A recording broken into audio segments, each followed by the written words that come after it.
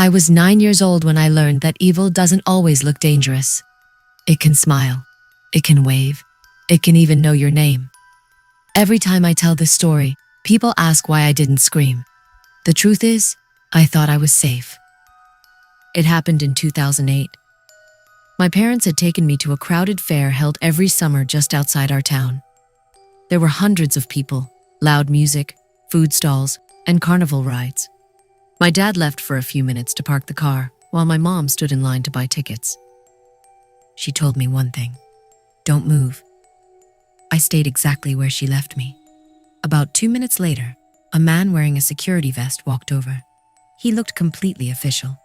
He had a walkie-talkie clipped to his belt and even wore an ID card around his neck. He knelt beside me. "Your mom asked me to bring you. Your dad had an accident near the parking area." The moment he said "Dad," my stomach dropped. Without thinking, I followed him. He led me away from the crowd, through a side gate, and toward a white delivery van parked behind the fairgrounds. The sliding door opened. Before I could react, someone inside grabbed my arm and pulled me in. The door slammed shut. A cloth was wrapped around my eyes. I remember screaming until my throat hurt. Someone whispered into my ear, "If you keep screaming, we'll cut your tongue out." I believed them. The van drove for what felt like forever. When they finally removed the blindfold, I found myself inside an old farmhouse. The windows were boarded up. There was only a mattress on the floor and a bucket in one corner. No toys, no clock, no way to know whether it was day or night. There were 3 kidnappers. One was the fake security guard. Another was an older woman who cooked food and pretended to be kind. The third man almost never spoke. He only watched. The woman would tell me things like, "If your parents loved you enough, they'd already be here." Or, "Kids disappear every day. Nobody remembers them after a while." I cried constantly during the first week. Eventually, I stopped. Not because I was brave, because I realized crying didn't change anything. One night, I overheard them arguing. They had demanded a huge ransom from my parents. My father had borrowed money from relatives, sold his motorcycle, and emptied every savings account he had. It still wasn't enough. One of the kidnappers shouted, "They're broke. They're useless." That was the first time I understood I wasn't just trapped. I was becoming a problem. After that, the threats changed. "If your parents don't pay soon, we'll leave your body in the woods." Sometimes they'd force me to record messages. "I miss you. Please save me." If I cried too much during the recording, they'd make me do it again. They wanted my parents to hear fear, real fear. Days turned into weeks. Weeks turned into months. I forgot what my bedroom looked like. I forgot the sound of my mother's voice. The only thing I never forgot was my father's last promise before the fair. "I'll buy you cotton candy after the rides." For some reason, that tiny memory stayed alive. One rainy night, the kidnappers seemed nervous. They packed bags in a hurry. Cars could be heard somewhere outside. The silent man looked through a crack in the boarded window. Then he shouted, "They found us!" Everything happened at once. The woman grabbed me and dragged me toward the back door. The fake security guard shoved a knife against my neck. "If you make one sound, you die before the police reach you." I couldn't even breathe. Outside, flashlights swept across the trees. People yelled commands. Gunshots echoed somewhere nearby. The man holding me suddenly pushed me to the ground and ran into the forest. I stayed exactly where I fell. Seconds later, police officers surrounded me. Someone wrapped me in a blanket. Someone else kept asking my name. I couldn't answer. I had forgotten how to speak. Doctors later said it was psychological shock. It took nearly 6 months before I started talking normally again. The fake security guard and the woman were arrested within days. The silent man disappeared. Police believed he escaped during the raid. They searched for years. Nothing. Life slowly returned to normal. I went back to school. I smiled again. But trauma doesn't leave when the danger ends. For years, I couldn't stand white vans. If a stranger knew my name, I'd panic. I slept with my bedroom door locked until I was almost 20. Then, 15 years later, a plain envelope arrived at my apartment. No return address, Inside was a single photograph. It showed the old farmhouse exactly as I remembered it. Standing near the broken fence was a man facing away from the camera. Written on the back, in black marker, were 6 words. "You never saw my real face." The police examined the letter. No fingerprints, no DNA, nothing that could identify who had sent it. The case remains officially unsolved. Sometimes I wonder if it was a cruel prank. Sometimes I convince myself it was. But every year, on the anniversary of my kidnapping, I find muddy footprints outside my apartment door. Only one set, always the same size, always leading to my door. Never away.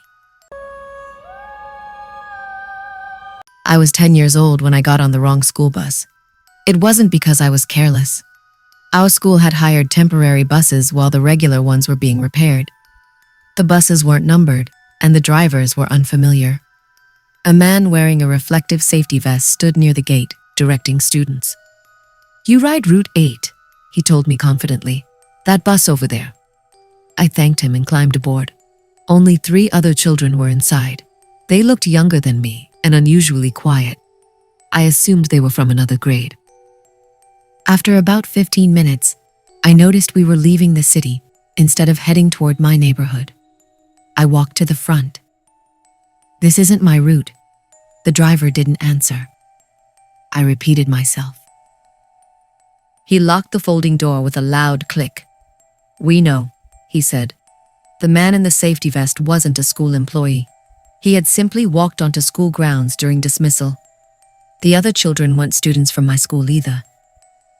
They had all been taken from different places over the previous week. The kidnappers had been carefully collecting children who looked similar in age. We were driven to an abandoned poultry farm nearly 2 hours away. Instead of keeping us tied up, they treated us almost normally. We were fed, given blankets, allowed to sleep. But every door was locked, every window was covered with steel mesh, and someone watched us around the clock. After 3 days, we finally understood why we were there. One of the kidnappers spread newspapers across a table. Each paper showed a different missing child.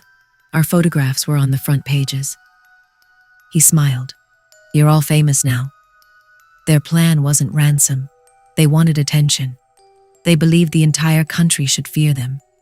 Every few days they recorded videos proving we were alive and anonymously sent them to news stations. The videos never showed their faces, only ours. One evening I noticed one of the younger boys constantly coughing. His asthma inhaler had been left behind when he was kidnapped. He struggled to breathe. The kidnappers argued over whether to take him to a doctor. Eventually they decided it was too risky. Instead, they sent one man into town to buy medicine. That mistake saved us. Police had been tracking unusual purchases connected to abandoned properties. The pharmacy owner remembered the nervous customer paying only in cash while asking for children's asthma medication. He secretly noted the license plate. Police traced it. The raid happened before sunrise. We woke to shouting outside. The kidnappers panicked. One tried escaping through the back fields. Another tried forcing us into a truck. Before they could leave, police vehicles surrounded the farm. The kidnappers surrendered within minutes. Every child survived. Years later, I learned something disturbing. The police said I was never supposed to be there. The fake safety worker had intended to kidnap another boy wearing the same uniform as me. I wasn't the target. I was just the child who answered when my name wasn't even called. Sometimes surviving comes down to nothing more than someone making a mistake. Story 2.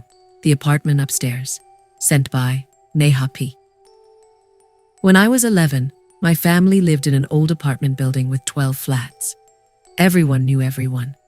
The elderly woman downstairs gave sweets to children during festivals. The watchman knew every resident by name. It felt safe. Then a new tenant moved into the apartment directly above ours. He introduced himself as Mr. Arvin. He said he repaired computers from home. He was polite, friendly, always carrying boxes. Nobody questioned him. Sometimes he asked if I could help carry groceries upstairs. My mother warned me never to enter anyone else's apartment. I always listened, until one Sunday, he knocked on our door. "Your mom asked me to borrow your screwdriver set?" She was taking a shower. I believed him. I picked up the toolbox and followed him upstairs. The moment I stepped inside, he locked the door. He took the toolbox from my hands. "There," he said calmly. "Now nobody heard you come in." I tried running. He blocked the entrance. Instead of hurting me, he sat me on a chair. He explained everything in a frighteningly calm voice. He had been living above us for 4 months, watching routines, learning schedules. He knew exactly when every parent left for work. He knew which children stayed home during weekends. He had even memorized which apartments kept spare keys under flower pots. I realized he'd planned everything long before I ever entered his apartment. He locked me inside a small storage room hidden behind a false wooden wall. From outside, it looked like an ordinary cupboard. Nobody would ever think someone was trapped behind it. Hours passed. I screamed until my throat burned. Nobody heard me. The television in his living room stayed on at full volume all day. That evening, he left the apartment. I heard the front door close. For the first time, everything became silent. Then I remembered something. The toolbox. When he took it from me, he'd thrown it into the storage room without looking. I searched through it in complete darkness. There was a hammer, pliers, a screwdriver. The false wall wasn't concrete, it was plywood. For hours, I slowly removed screws one by one. Every tiny sound made me stop, terrified he had returned. Eventually, one corner became loose enough to push outward. Instead of entering the living room, it opened directly into the apartment's shared plumbing shaft. The gap was barely wide enough for me. I squeezed through, scraping my arms and shoulders. The shaft connected every floor. Using exposed pipes, I climbed downward until I reached the second floor. Residents heard metal banging and opened a maintenance panel. When they saw me crawling out covered in dust and blood, someone immediately called police. Officers searched the apartment upstairs. Mr. Arvind never came back. His furniture was cheap. His identity documents were fake. He had rented the apartment using stolen identification. Police later discovered he'd been living under different names in multiple cities. No one knows how many children he'd been watching before disappearing. We moved away a month later. The apartment was renovated. The hidden storage room was demolished. Years afterward, I met one of the workers who had helped renovate the flat. He told me something that still keeps me awake. Behind another false wall, in a completely different room, they found children's drawings, dozens of them, each one signed with a different first name. None of those names matched any missing child reports. The police never released any explanation. Sometimes I wonder if I escaped from the first room, or if I was simply lucky enough to discover the only room someone had ever managed to leave. People assume kidnappings happen because someone is rich or famous. My family wasn't either. We lived in a small rented apartment, and my mother worked double shifts at a hospital. My father had passed away years earlier. There was nothing about our lives that would make us seem like targets. That's why what happened still doesn't make sense to me. I was 12 years old when it happened. Every Wednesday, my mom worked late, so I walked home from school with 2 classmates. We always took the same route through a quiet residential neighborhood. One Wednesday, both of them stayed behind for a school project, so I walked alone for the first time in months. About halfway home, a silver hatchback stopped beside me. The driver rolled down his window. He looked like he was in his 40s and wore office clothes with an ID badge around his neck. "Are you Anaya?" he asked. I froze. "Your mom asked me to pick you up. She had an accident at work and told me exactly where you'd be." He even knew my mother's name. Then he said the hospital where she worked. I didn't know how he knew those details. I hesitated, but he looked calm. There was no panic in his voice, no threats, just urgency. He opened the passenger door. "Get in. We don't have much time." The moment I sat down, the doors locked automatically. He smiled, not kindly, just enough for me to realize I'd made the biggest mistake of my life. He drove past the hospital without slowing down. I whispered, "You missed the turn." "I know," he replied. My stomach dropped. I reached for the door handle, but the child locks were on. He took my school bag, removed my phone, turned it off, and tossed it into the back seat. Then he said something I'll never forget. "I've been watching your routine for almost 3 months. Every Wednesday. I knew today would be the day you walked alone." That terrified me more than anything. He hadn't chosen me randomly. He had planned this. He drove to an unfinished house in a newly developing neighborhood. It looked abandoned from the outside, with no doors installed and broken windows covered by plastic sheets. Inside, one room had been cleaned. There was a mattress, bottled water, canned food, and a folding chair. He tied one end of a long chain around a steel support column and locked the other end to an ankle cuff around my leg. It wasn't painfully tight. It didn't need to be. There was no way out. He never hit me. He never screamed. That somehow made him even more frightening. He treated everything like a routine. Every morning he brought food. Every evening he asked the same questions. "What did your mother tell the police? Did anyone notice you getting into my car? Did you ever mention seeing me before today?" I kept saying I didn't know. Sometimes he'd sit quietly for an hour without speaking, just watching me. The silence became worse than shouting. After 4 days, he finally explained why I was there. Months earlier, he'd been arrested for stealing expensive construction equipment from building sites. Someone had reported the license plate of his van. That witness turned out to be my mother. She hadn't even known she was helping police.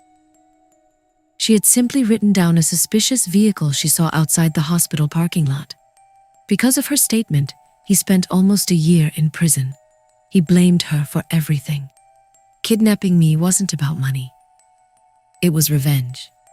He wanted her to suffer the same helplessness he'd felt in jail. He made me record voice messages begging my mother not to involve the police. The officers later told us they knew those recordings were forced. But at the time, my mother believed every word. She stopped speaking to reporters. She quit her job. She even sold our apartment because she thought cooperating with investigators had made things worse. Meanwhile, I searched constantly for a way to escape. The chain was impossible to break. The windows were too high. The door stayed locked. Then I noticed something. Every evening, he parked his car inside the unfinished garage.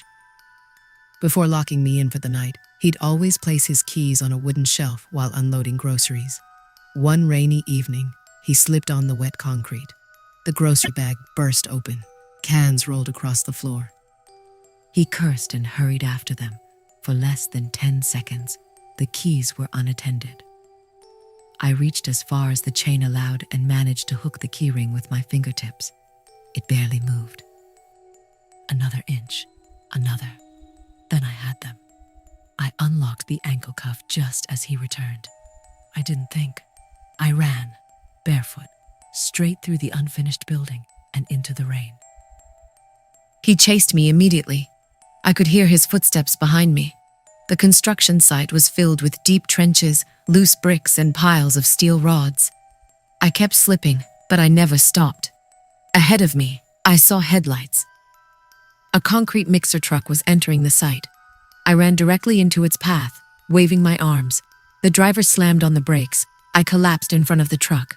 The kidnapper stopped running. He looked at the driver, then at me, and calmly walked back into the darkness before anyone could grab him. Police arrived within minutes. The building was searched from top to bottom. He was gone. His car was still there. His fingerprints were everywhere, but he had disappeared. 3 months later, officers arrested him nearly 300 kilometers away after he tried using a fake identity during a traffic stop. He was convicted of kidnapping and sentenced to decades in prison. Everyone said the nightmare was finally over. For a while, I believed them. Until last year, my mother and I were cleaning old boxes from our storage room when I found my original school bag. The one he'd taken from me. The police had returned it after collecting evidence. Inside the smallest front pocket was a folded receipt. On the back, someone had written in blue ink, "I wasn't the one who chose you." Police confirmed the handwriting didn't match the kidnappers.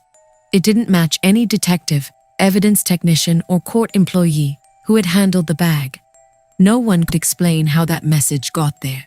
To this day, I still wonder about something far more terrifying than the kidnapping itself. If he didn't choose me, who did?